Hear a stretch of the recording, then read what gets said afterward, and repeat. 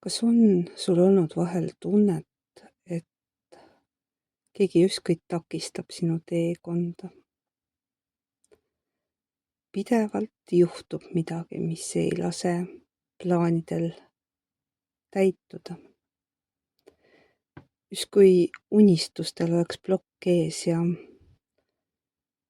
sa jookseksid peaga vastu seina. Tegelikult on sellele küsimusele väga lihtne vastus. Peatu hetkeks ja mõtle, kas see on suund, kuhu sa tegelikult minna tahad. Võib-olla ei ole see üldsegi sinu elu peatee. Võib-olla keerasid sa kogemata poolelt teel võssa. Seal padrikus sa ei näegi seda, mida sa otsid. Seda seal lihtsalt ei ole.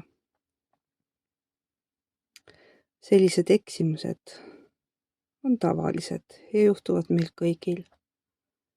Siis tasub lihtsalt püsti tõusta ja uuesti peade üles otsida. Usaldama südant ja mine selle juhatuse järgi.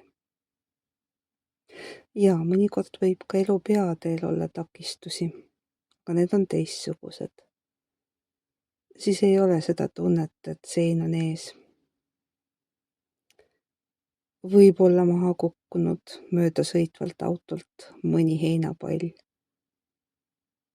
Aga alati leidub möödasõiduks ruumi või tuleb keegi appi, peatab auto ja lükkab takistuse teelt eemale. Peadel käies oled hoitud ja kaitstud. Nii et kui sa tunned, et sein on ees, siis ainus, mis sa teha saad, peatu, astu samm tagasi ja vaata enda ümber. Kui siin suunas on sein ees, mis on vasakul, mis on paremal, mis on selja taga, kus on peatee.